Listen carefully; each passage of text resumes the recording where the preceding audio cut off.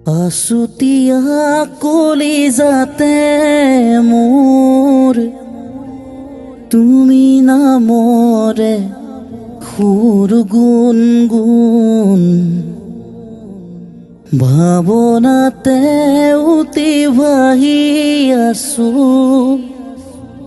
তুমি জানো নেদেখা নেকি সোণ সাগৰ নীলা দুচকুতে তোমাৰ দেখিছো অলেখ ভাৱনা